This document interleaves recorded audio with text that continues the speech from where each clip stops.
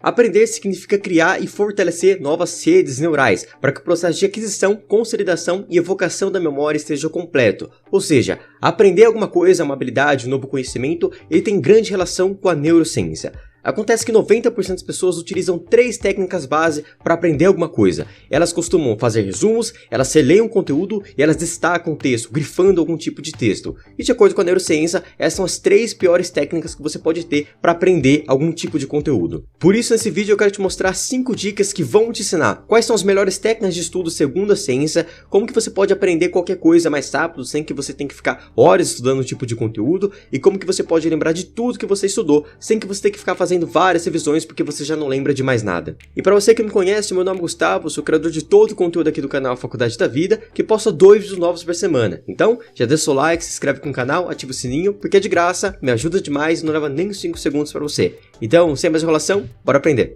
A primeira dica de estudo que eu quero te passar é o estudo intermitente.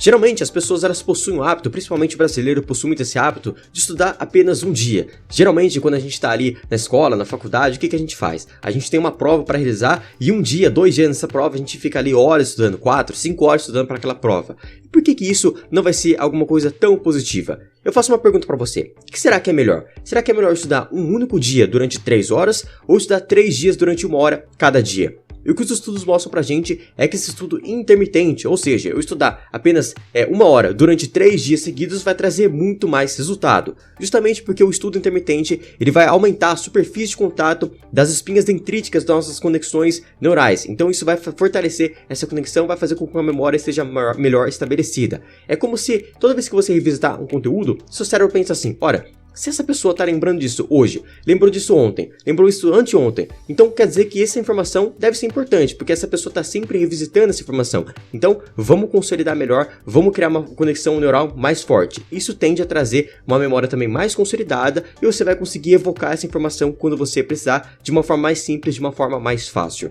Para eu te mostrar que esse estudo intermitente ele não é tão priorizado aqui no Brasil, qual o problema de você não priorizar esse estudo intermitente, eu trouxe um exemplo aqui para você. Imagina que uma pessoa ela quer aprender a falar inglês. E para isso, ela começa a entrar em um curso e ela tem aula na segunda e na sexta. Ou seja, 2 aulas por semana. Como você pode ver aqui na tela. O que a gente sabe sobre isso?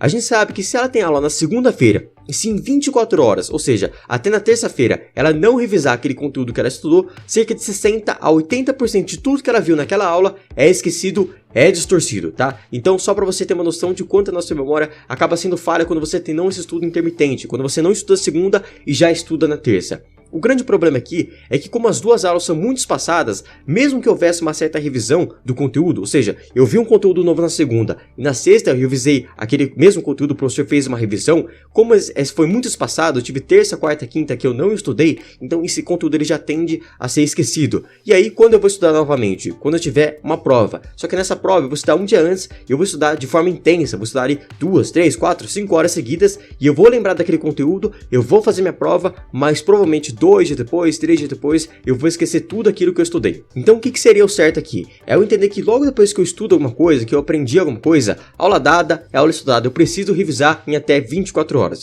Depois que eu revisei em até 24 horas, eu posso estudar depois de 48 horas e eu posso espaçando cada vez mais, certo? Mas o importante é ser de forma intermitente. Não adianta eu pegar ali na segunda eu tive um conteúdo novo e na terça eu ficar o dia inteiro estudando e nunca mais ver aquele conteúdo. É melhor que na segunda eu veja o conteúdo novo, na terça eu venho mais um pouquinho, na quinta eu vejo de novo aquele mesmo conteúdo e aí na sexta, se tiver revisão, melhor, se não tiver, eu já tô pronto para um próximo conteúdo, certo? E aí eu posso revisar aquele mesmo conteúdo de segunda, ali no sábado, ali no domingo. O importante é ter intermitência, certo? É você estudar aos poucos e não ficar sempre estudando de forma intensiva em um único dia. A segunda dica que eu quero te passar em relação aos estudos é o cuidado com o reconhecimento de alternativa. O que isso significa?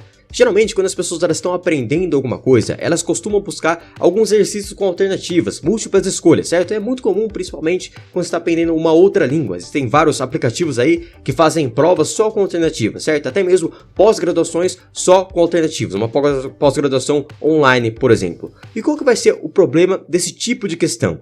Eu quero que você me responda a seguinte pergunta. Olha para sua tela e me responde. Como que eu posso falar eu gosto de maçã em japonês? Alternativa A, alternativa B, alternativa C ou alternativa D? E se você pensar um pouquinho, você vai falar que a alternativa A está correta. Mas a pergunta que eu te faço é, Será que você realmente sabe falar japonês só porque você acertou essa pergunta? Ou você apenas soube reconhecer qual a resposta certa? E nesse exemplo que eu trouxe para você, nessa questão em específico, fica muito fácil você perceber que você realmente não sabe japonês. Pode ser que até que você saiba, mas para várias pessoas elas não sabem realmente japonês, mas elas só acertaram essa pergunta. Então aqui nesse momento você apenas se conheceu, mas você não sabe realmente a resposta. Se eu não tivesse alternativas, você não saberia me responder. Então entenda que o melhor aprendizado, ele não vai envolver aquele que você reconhece uma resposta, e sim aquele que promove vocação livre de alguma informação. É quando eu pergunto alguma coisa para você e você consegue responder de forma livre, sem uma resposta pronta. Você consegue trazer esse conhecimento, aplicar esse conhecimento, fazer uma redação sobre esse conhecimento. Aí sim você aprendeu.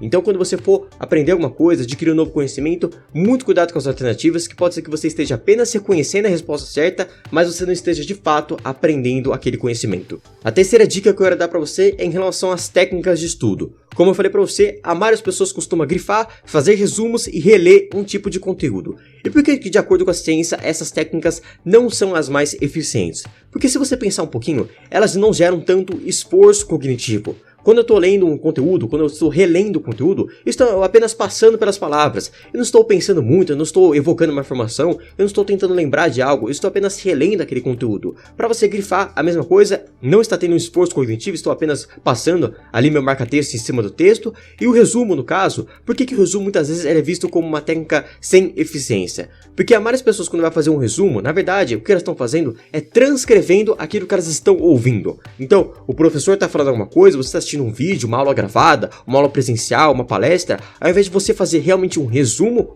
com as suas palavras, o que você está fazendo é transcrever aquilo que o professor está falando. E quando você transcreve aquilo que está falando, você não está realmente aprendendo, você não está realmente estudando, você está utilizando uma técnica sem nenhum esforço cognitivo. Então uma dica que eu posso dar para você é sempre que você estiver estudando alguma coisa, você se perguntar, será que nesse momento eu estou realizando algum esforço cognitivo? Eu estou sentindo que eu estou realizando algum esforço cognitivo considerável para adquirir ou resgatar alguma informação? Então eu quero te mostrar aqui como que você pode transformar o grifar, ou fazer resumos e o reler um conteúdo de uma coisa mais ativa, uma coisa que realmente gera um certo esforço.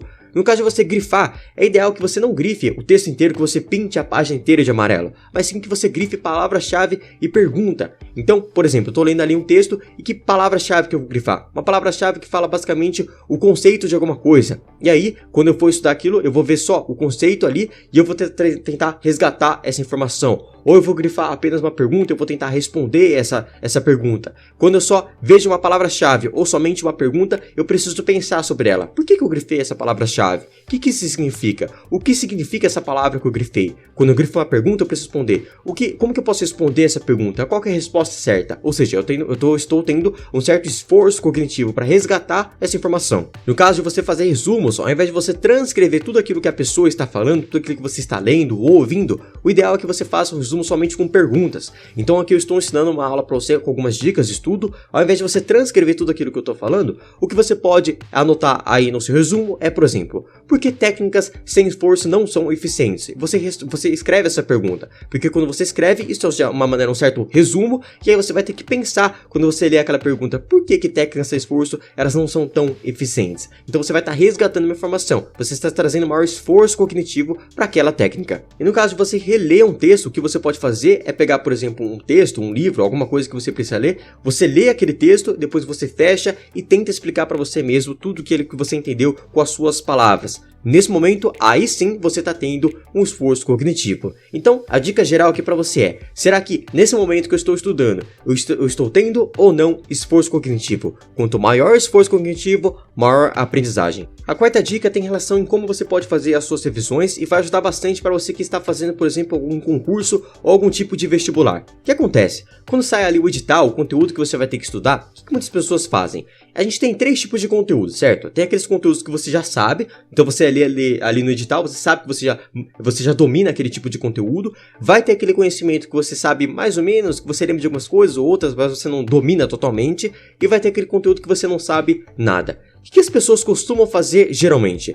Geralmente as pessoas se preocupam muito com aquilo que elas não sabem nada, certo? Então, nossa, eu não sei nada sobre isso, eu preciso estudar um pouco sobre isso para pelo menos eu saber mais ou menos. Então essa pessoa estuda aquilo que ela não sabe nada, transforma em algo aquilo que ela sabe mais ou menos, mas como aquilo é uma coisa recente, uma coisa que ela estudou agora, ela acaba esquecendo depois de um tempo, certo? Porque ela não traz essa revisão. Então a minha dica principal aqui é você não focar tanto em aquilo que você não sabe, mas focar em coisas que você sabe mais ou menos, porque aquilo que você já sabe mais ou menos, mesmo que seja pouco, já está meio que consolidado. Então você vai trazer aquela informação que já está mais ou menos e transformar em alguma coisa que você realmente sabe de fato, fazendo revisões intermitentes, como eu falei para você.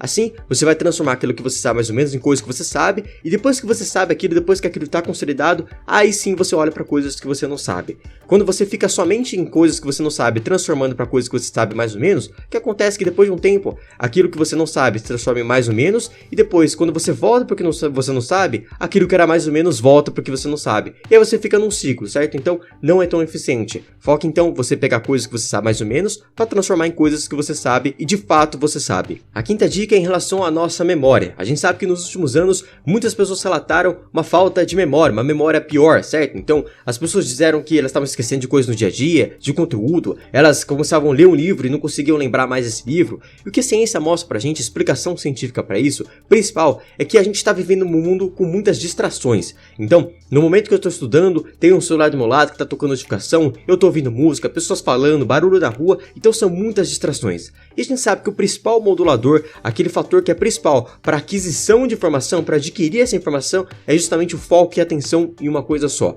E a partir do momento que você está estudando e você tem um celular na sua mesa, tocando algum tipo de notificação, mesmo que você não perceba e mesmo que esse celular esteja desligado, o seu cérebro ele traz uma certa parte da atenção dele para esse celular e o seu processo de aquisição ele fica prejudicado. Se o processo de aquisição ele fica prejudicado, então todos os outros processos da memória eles também vão ser prejudicados. No caso, é aquisição, consolidação, evocação. Mas se eu não tenho uma aquisição boa, eu não vou ter uma consolidação, eu também não vou ter uma boa evocação. Por isso, a dica aqui é você sempre focar em uma coisa só quando você for estudar. Então, eu vou estudar esse conhecimento, eu vou estudar para uma prova, eu foco somente nessa prova. Sem celular, sem pessoas do meu lado, sem música, sem nada para me atrapalhar. Quanto mais foco e dedicação eu colocar naquele conhecimento, maior vai ser meu processo de aquisição e, consequentemente, vai ser melhor a minha memória. Para você que chegou até o final desse vídeo, primeiramente, muito obrigado pela sua atenção, parabéns pela sua dedicação. Eu quero te fazer um grande convite. Aqui no primeiro link da descrição você encontra a plataforma Faculdade da Vida, que hoje é a maior escola de desenvolvimento pessoal do Brasil com base em ciência.